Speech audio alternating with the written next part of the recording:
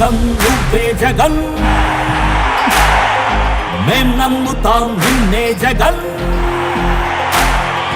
మా నమ్మకం నువ్వే జగన్ మేం నమ్ముతాం నిన్నే జగన్ నువ్వే జగన్ నువ్వే జగన్ మా నమ్మకం నువ్వే జగన్ నిన్నే జగన్ నిన్నే జగన్ మేం నమ్ముతాం నిన్నే జగన్ నిన్నే జగన్ నిన్నే జగన్ మేం నమ్ముతాం నిన్నే జగన్ నిన్నే జగన్ నిన్నే జగన్ మేం నమ్ముతాం నిన్నే జగన్ ఏ నాటికి ముమ్మాటికి నమ్ముకుంది నిన్నొకడిని మాత్రమే చుక్కలు ఎన్ని ఉన్నా మా సూర్యునిది నువ్వే దిక్కులు ఎన్ని ఉన్నా మా దిక్కున నిలబడి తలబడి కలబడి నిలిచిన నేతవు భ్రాతవు దూతవు సామి నువ్వు మా నమ్మకం నువ్వే జగన్ మేం నమ్ముతాం నిన్నే జగన్ మా నమ్మకం నువ్వే జగన్ మేం నమ్ముతాం నిన్నే జగన్ నువ్వే జగన్ నువ్వే జగన్ మా నమ్మకం నువ్వే జగన్ నిన్నే జగన్ నిన్నే జగన్ మేం నమ్ముతాం నిన్నే జగన్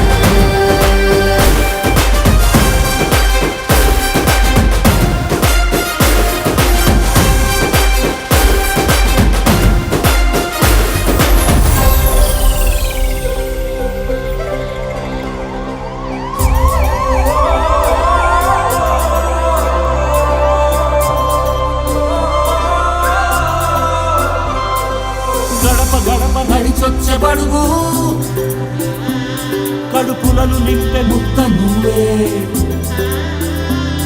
బడి గంట వింటూ పరిగెత్తుకొచ్చే నిరుపేద బిడ్డలకు విద్య నువ్వే కంటి నీరు తుడిచే మా అమ్మఒడి నువ్వే మేలు కొడుకు మా బతుకు మలుపు రేపటి గెలుపు నువ్వే జగన్ మా నమ్మకం నువ్వే జగన్ మేం నమ్ముతాం నిన్నే జగన్ మా నమ్మకం నువ్వే జగన్ మేం నమ్ముతాం నిన్నే జగన్ నువ్వే జగన్ నువ్వే జగన్ మా నమ్మకం నువ్వే జగన్ నిన్నే జగన్ నిన్నే జగన్ మేం నమ్ముతాం నిన్నే జగన్ మా నమ్మకం నువ్వే జగన్ మేం నమ్ముతాం నిన్నే జగన్ నువ్వే జగన్ నువ్వే జగన్ మా నమ్మకం నువ్వే జగన్ నిన్నే జగన్ నిన్నే జగన్ మేం నమ్ముతాం నిన్నే జగన్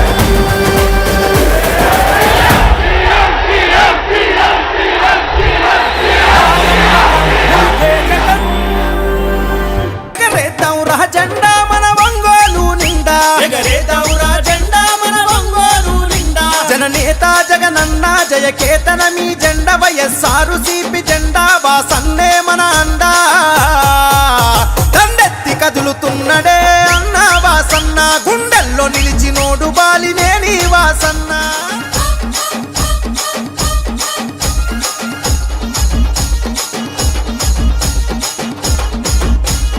ఎమ్మెల్యేగా మంత్రిగా సేవలనే చేసిండు అభివృద్ధి పదవులోన పల్లెల నడిపిండు అభివృద్ధి పదవులోన పల్లెల నడిపిండు అన్నాని అంతదాలు ఆదరించినాడు అన్ని తానయ్యి ప్రేమెంత పంచినాడు అన్ని తానయ్యి ప్రేమెంత పంచినాడు ప్రకాశము జిల్లాలో పేరుగల్ల నేత మన ఒంగోలు నాయకుడై మార్చను తలరాత పాటిస్తే దప్పబోడురా అన్న వాసన్న మరి మన మదిప్పనోడు బాలినేని వాసన్న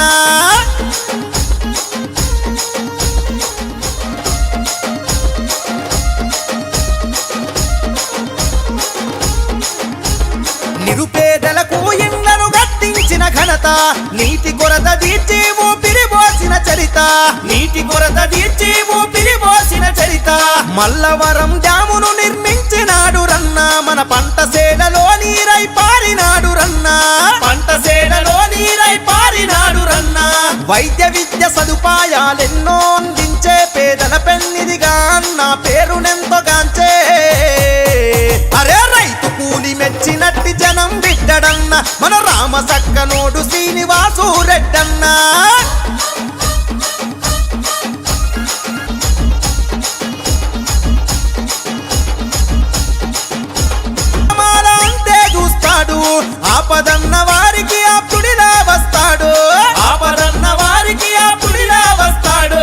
ప్రజా సమస్యల పైన చేసినాడు పోరు వాసన్నకు జై కొట్టి కదిలను ప్రతి ఊరు. మీరెంతో ఓపికగా 6 గంటల నుంచి ఉన్నందుకు మీకు అందరికీ చేతులెత్తి జోడిస్తున్నాను.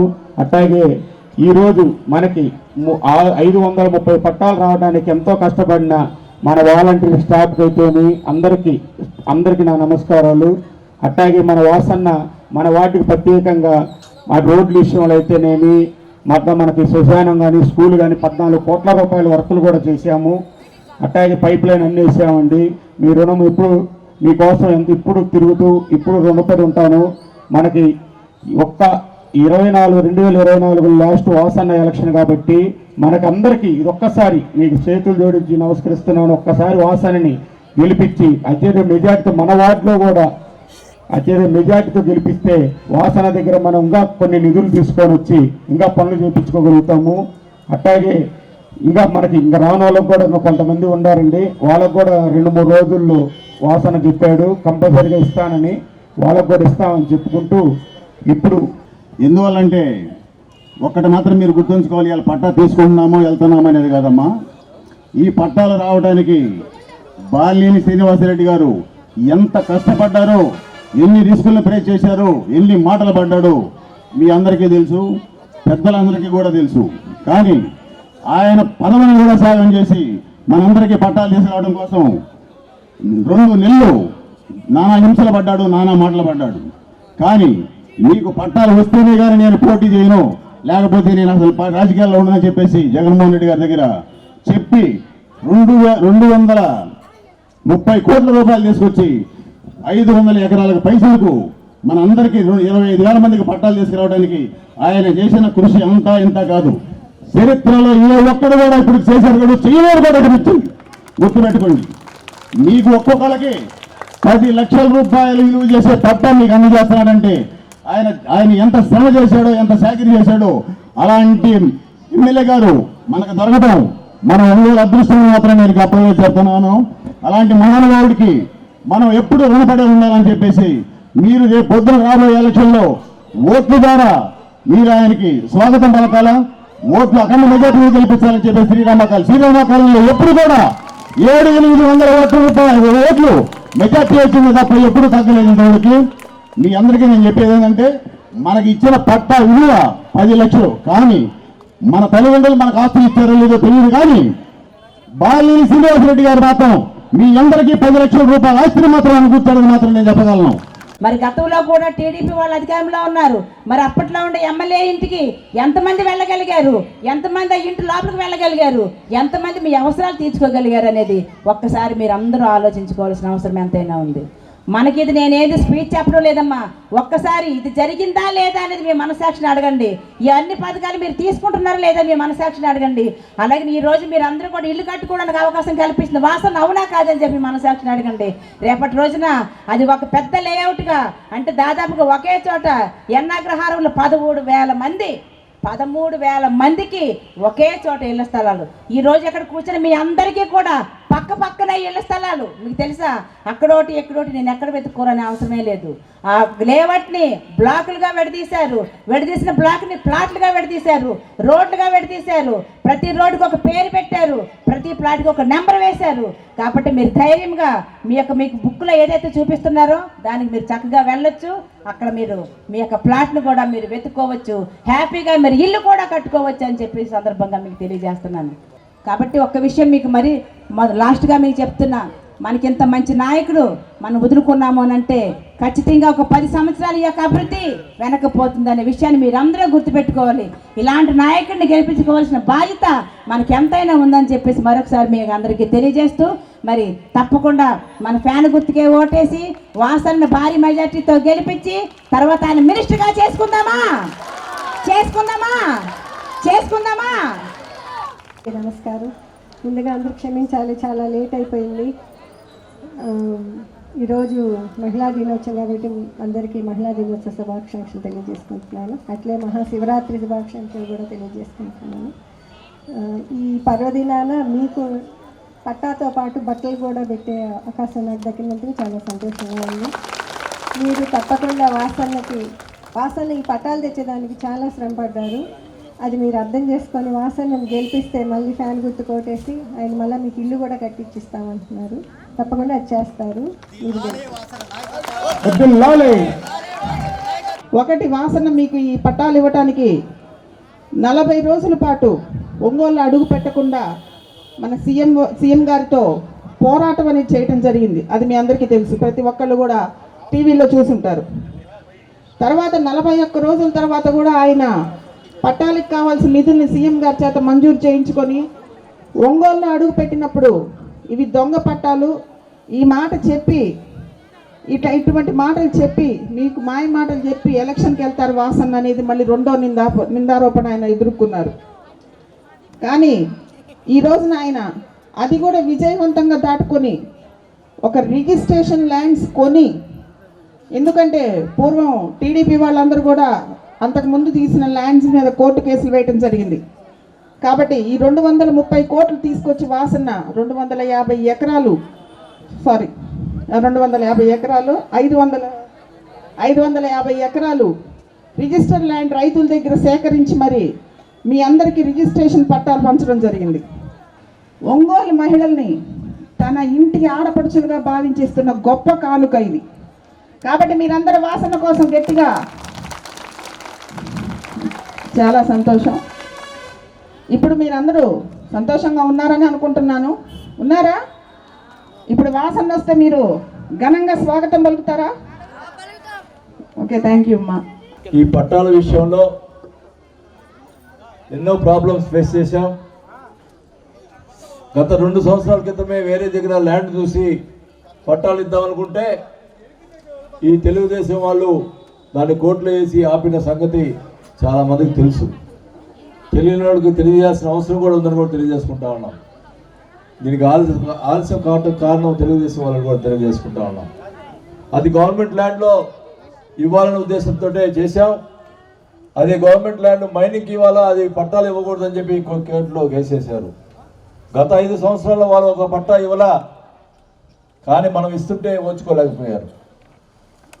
కోర్టులో వేసినా కూడా మనం ఇంటింటికి కూడా వెరిఫై చేసి పట్టాలు మనం ఎవరు కూడా ఒక పార్టీ అని చూడలే. ఎవరు ఇల్లు స్థలాలు లేనున్నారో వాళ్ళకి ఇవ్వని చెప్పాము తప్ప ఎవరికి రికమెండ్ చేయలే. ఏమా ఇక్కడ ఉన్న వాళ్ళంతా వైసీపీనా? వాళ్ళు మాట్లాడతారు వైసీపీ వాళ్ళకే ఇస్తున్నారంట, పేదవాళ్ళకి ఇస్తున్నారు. వాళ్ళు ఇప్పుడు మళ్ళా డబ్బులు పెట్టి కొని 230 కోట్లు పెట్టి డబ్బులు పెట్టి కొని మీకు పట్టాలు ఇస్తా ఉన్నాం.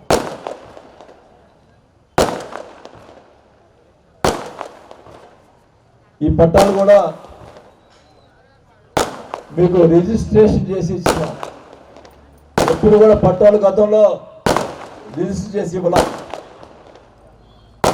ఈరోజు మీకు పట్టాలు ముందులేమన్నా డబ్బులు రావు, మీకు భరోసా పత్రాలు ఇచ్చారు, మీకు మట్టి పట్టాలు రావని చెప్పి మాట్లాడారు తెలుగుదేశం వాళ్ళు. కానీ పట్టాలు డబ్బులు వచ్చిన తర్వాత మీకు పట్టాలు ఎవరు అన్నారు, టైం లేదు పట్టాలు ఎవరు అన్నారు. నేనైతే పట్టాలు ఇవ్వటం కాదు, రిజిస్ట్రేషన్ చేసి ఇప్పిస్తానని చెప్పి కూడా సభాముఖంగా తెలియజేస్తున్నాను. మీరందరూ కూడా మీకు పట్టాలు వచ్చినాయి. మీరు గత 10 రోజుల్లో మీరు ప్రతి సచివాలయం పోయి మీరు తమ్మేసి రిజిస్ట్రేషన్ చేసుకున్నారా లేదమ్మా? వాళ్ళంటారు ఆ తెలుగుదేశం అంటే ఇక్కడ సంతనూతులు పడవలు కూడా ఉన్నారు కాన్స్టిట్యున్సీలో. అదే కొంచెం మంది అయినా ఉన్నారు కాబట్టి నాగదులు పిలిచిండాల.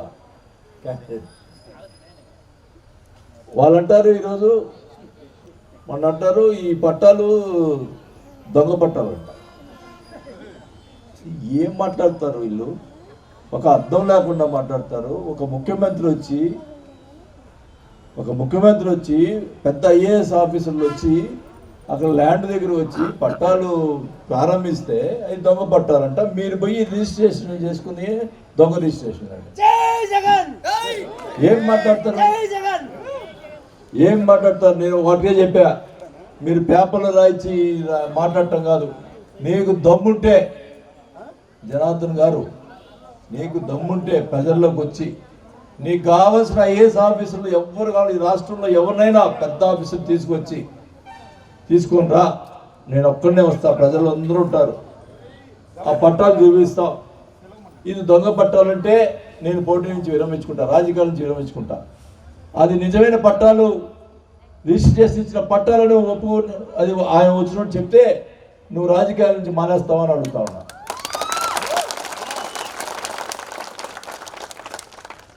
రెండు సవాలు చేస్తున్నా. ఈ పట్టాల విషయంలో దానికి రాజకీయాలు మానేస్తాం. తప్పైతే నా యావదాస్తి అతనికే రాసిస్తా.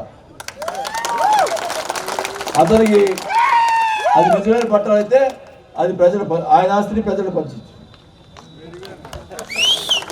సవాల్ దమ్ముంటే రా, ఎదురురా, ప్రజల ముందు రా. దొంగ మాటలు చెప్పి ఇది పోయి దొంగ పట్టాలు అంటావు, ఇదంటావు. పట్టాలు ఇస్తుంటే సంతోషించాలి పేద ప్రజలు అంటాడు. మళ్ళీ కోట్లు వేశారు.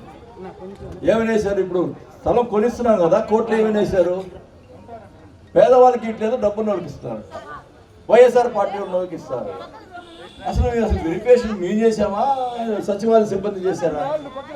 సచివాలయ సిబ్బంది వాళ్ళు ఇంటింటి తిరిగి ఎవరు పట్టాలు లేవో వాళ్ళకి పట్టాలు రాశారు. అలాంటి పరిస్థితిలో మేము పట్టాలు ఇస్తుంటే డబ్బున్న వాళ్ళకి ఇంత ఎవరయ్యా డబ్బున్న వాళ్ళు?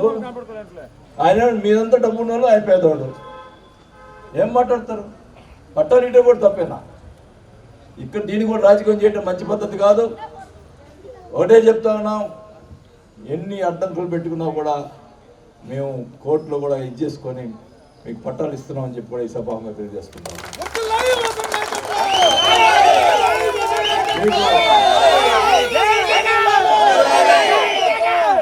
మీకు ఇది కూడా చెప్తా ఉన్నాను,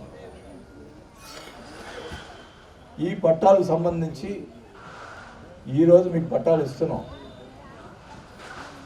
అక్కడ ఏదైనా కొద్ది దూరంగా ఉంది, అది కూడా చెప్తున్నారు. దూరంగా ఇప్పుడేమంటున్నారు? పట్టాలు ఇచ్చేటికి దూరంగా ఇస్తున్నారు అంటున్నాడు. ఆయన టిట్ హౌస్లు కట్టించాడు. నువ్వు మీ ఇంటికి పక్కన కట్టించావు టిట్ హౌస్లు? చెప్పమ్మా, 25,000 మందికి ఒకే చోట ఒంగోలు టౌన్లో స్థలం దొరుకుద్దా? నువ్వు ఇప్పించడానికి మేము కొనిస్తాం, ఎంత ఖర్చు అయినా. స్థలం ఎట్లుంటుందండి? 500 ఎకరాలు టౌన్లో. ఆయన ఏమన్నా కొత్తపట్నం మండలంలో కట్టిస్తాడు టిట్కో హౌస్లు. అది కూడా 16,000 మంది దగ్గర డబ్బులు తీసుకొని 4,000 ఇల్లు కట్టిస్తున్నారు. అప్పుడు కాలంలో ఆ 12,000 మందికి డబ్బులు 75,000, 50,000, 20,000 కట్టించుకున్నారు. ఆ డబ్బులు ఎట్టిన ఇలా వాళ్ళకి ఇల్లు ఇలా. వాళ్ళు పాపం మీ గడప గడపపోతే ఒకటే గోల, మా డబ్బులు లేదు, ఇల్లు లేదు. ఆ డబ్బులు వసూలు చేసిన డబ్బులు ఏం చేశారు? అప్పుడు పసుపు కుంకుమ పెట్టాడు చంద్రబాబు, గుర్తుందో లేదు. ఆ డబ్బులంతా డైవర్ట్ చేసి పసుపు కుంకుమ కింద ఇచ్చారు. ఇప్పుడు ఏం చేయాలా మేము? పాపం ప్రజలు డబ్బులు, వారి సొంత డబ్బులు కూడా ఇచ్చి ఇల్లు కట్టకుండా డబ్బులు ఇవ్వకుండా ఉంటే అన్యాయం కదా. దానికి ముఖ్యమంత్రితో మాట్లాడి ఆ మిగతా వాళ్ళకి ఆ టిట్కో హౌస్ రాని వాళ్ళకు కూడా డబ్బులు వెనక్కి ఇప్పించాను కూడా తెలియదు. వాళ్ళు చేసిన పాపం ఎందుకు చేస్తున్నారు? ఇవన్నీ అబద్ధాలని చెప్పనండి, డైరెక్ట్గా చెప్పనండి. ఎవరైనా ఎంతమందికి వెనక డబ్బులు ఇప్పించానో చెప్పనండి. ఇన్ని అబద్ధాలు అంటే వాళ్ళు అంటారంట, 10 సార్లు అబద్ధాలు చెప్తే ఒక్కసారి నమ్ముతారు కదా. చెప్పే కొంది నిజమే కావాలా? ఈ పేపర్లో రాసేది, ఈ జ్యోతిలోని ఈనాడు రాస్తే నిజం అవుతుంది కదా. వాళ్ళకి ఇదే పని కదా. టీవీలు చూస్తే ఇంకా మనం పిచ్చి పుట్టింది. మరి ఈరోజు మీకు పట్టాలు ఇస్తున్నాం. అక్కడ పట్టాలు వినండమ్మా, ఆ పట్టాలు అక్కడ అన్ని ఎమ్యూనిటీస్, మీకు మంచినీళ్ళు ఓవర్ ట్యాంక్ కట్టి మీ ఇంటికి, ప్రతి ఇంటికి కూడా ట్యాప్ ఇస్తాం. అలాగే రోడ్లు మీకున్న రోడ్డు కంటే పెద్ద రోడ్లు ఏర్పాటు చేయటం, అలాగే కరెంటు ఏర్పాటు చేయటం, అలాగే మీకు డ్రైన్స్ ఉంటాయి. మీకు మన డ్రైన్స్ ఉన్నాయి కదా, ఓపెన్ డ్రైన్స్ ఉంటాయి మన దగ్గర టౌన్లో కానీ ఎక్కడైనా కానీ.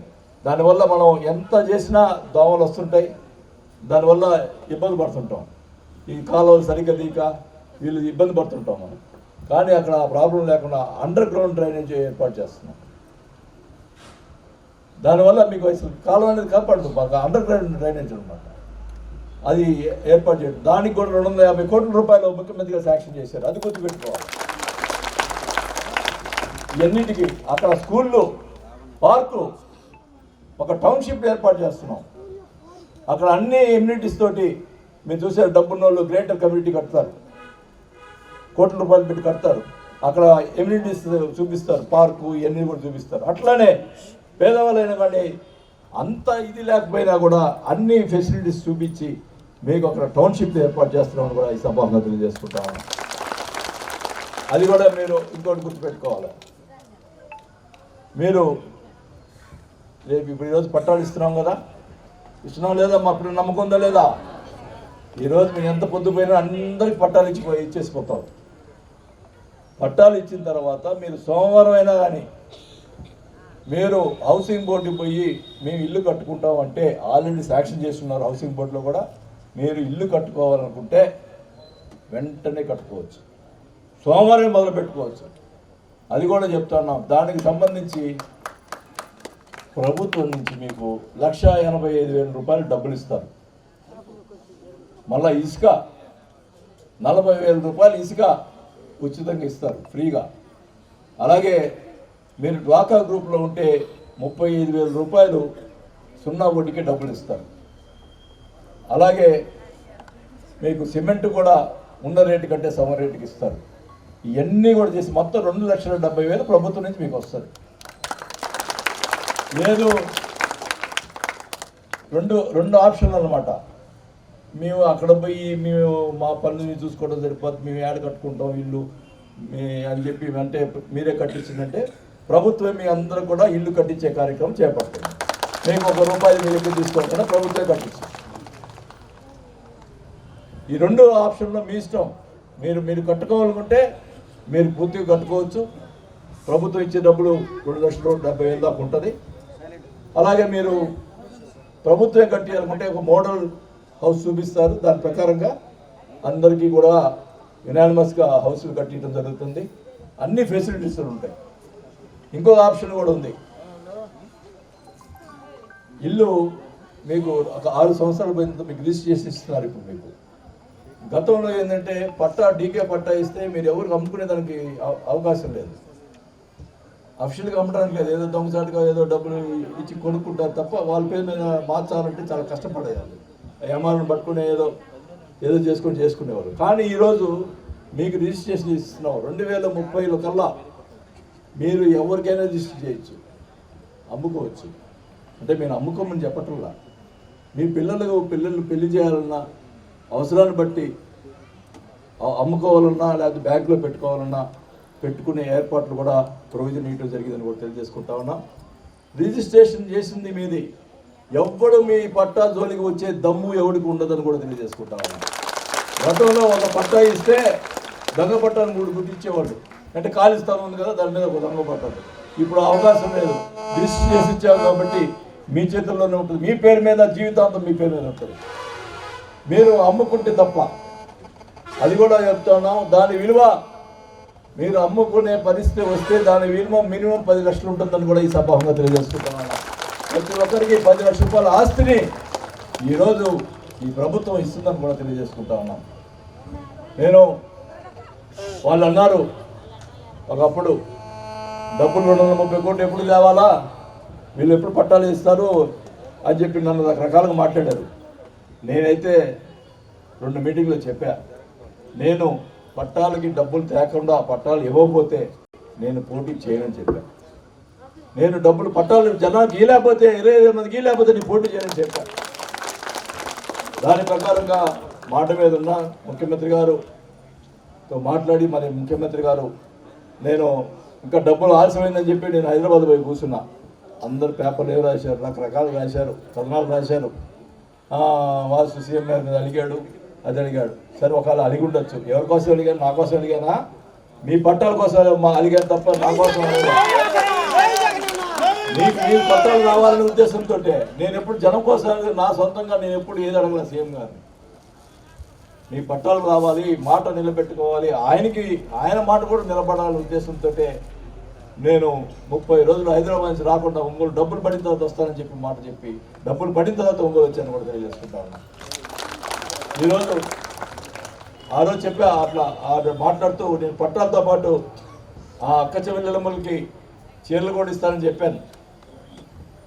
చెప్పినప్పుడు చెప్పిన తర్వాత ఇంటికి పోయా, ఏంది 25,000 మందికి చీరలు ఇస్తానన్నామంట అనేది మా భార్య.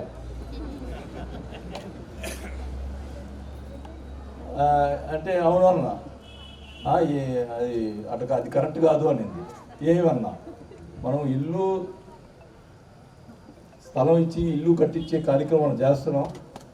ఒక పుట్టింటి వాళ్ళు ఇస్తే దంపతులకు బట్టలు పెట్టాలి కానీ ఒక చీర ఇస్తే కరెక్ట్ కాదని చెప్పింది. ఏమనుకున్నారు, తిట్టింది అనుకున్నారా? దాని ప్రకారమే ఈరోజు పట్టలు పెట్టి మీకు పట్టాలు ఇస్తున్నాం. మళ్ళా చెప్తా ఉన్నా, మీ ఆశీర్వాదంతో చివరిసారిగా పోటీ చేస్తున్నా. 5 సార్లు ఎమ్మెల్యే చేశారు నన్ను, 6వసారి చివరిగా పోటీ చేస్తున్నా. మీరు మీ యొక్క ఆశీర్వాదం గెలిస్తే 9 నెలల్లోనే మీ ఇల్లు కార్పొరేషన్ చేసే కార్యక్రమం చేపిస్తామని చెప్పారు.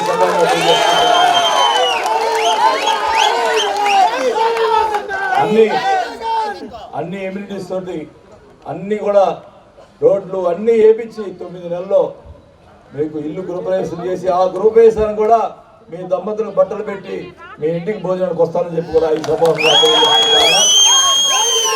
కూడా మీకు తెలుసు. ఈరోజు జగన్మోహన్ రెడ్డి గారు ప్రతి ఇంటికి ఒక పథకం వస్తున్నాయి. ఏదో పథకం వస్తుందా లేదా చెప్పండి. మరి ఆ పథకాలు మధ్యవర్తులు రావట్లా, నేరుగా బట్టలు నొక్కి మీకు పథకాలు వస్తున్నాయి. గతంలో ఏమైనా పథకం కావాలంటే వాళ్ళకి జన్మభూమి కమిటీ అని పెట్టేవాళ్ళు, వాళ్ళ సంతకం కావాలా, ఆ సంతకానికి ఒక 500 కావాలి వాళ్ళకి, లేదా 1000 కావాలా. ఒక ఫంక్షన్ ముసలి వాళ్ళు ఫంక్షన్ ఇచ్చేదానికి కూడా 2,000 ఇస్తే సంతకం పెడతాననేవాళ్ళు. కానీ ఈరోజు వాలంటీర్లు కష్టపడి మీ పేర్లు అన్ని రాపించి మీకు ఫంక్షన్ నేరుగా మీ ఇంటికి వచ్చి తలుపు తట్టి పొద్దున్నే 6 గంటలకి ఫంక్షన్ ఇస్తున్న సంగతి కరెక్టా కాదని అడుగుతా ఉన్నాం. అలాగే ఏ పథకమైనా కానీ బటన్ నొక్కితే మీ అకౌంట్ పడుతున్నాయా లేదా, మధ్యలో దళారులు ఎవరు ఉన్నారా, నేరుగా మీ అకౌంట్ పడుతూ ఉన్నాయి. ఈ ప్రభుత్వం వస్తేనే మీకు మళ్ళా కూడా ఇంకా కూడా పథకాలు ఎక్కువ వస్తాయి. ఇంకా మన మేనిఫెస్టో కూడా మన త్వరలోనే ముఖ్యమంత్రిగా రిలీజ్ చేస్తారని కూడా తెలియజేసుకుంటా ఉన్నాం. కాబట్టి మీరందరూ కూడా దయచేసి మళ్ళా వైఎస్ఆర్ పార్టీని గెలిపించండి, ఇక్కడ నన్ను గెలిపించండి, అక్కడ సంతనంద్రపాడులో నాగార్జున గెలిపించండి అని చెప్పి నేను కోరుకుంటా ఉన్నా. మీరందరూ కూడా సంతోషంగా ఉండాలా, హ్యాపీగా ఉండాలా, జగన్ ప్రభుత్వంలో సంతోషంగా ఉండేట్టు చేస్తామని చెప్పి కూడా తెలియజేసుకుంటూ, రేపు జరగబోయే ఎలక్షన్స్లో మళ్ళీ ఒకసారి నన్ను గెలిపిస్తే మీ రుణం నేను తీర్చుకుంటానని చెప్పి కూడా తెలియజేసుకుంటూ సెలవు తీసుకుంటా ఉన్నాం.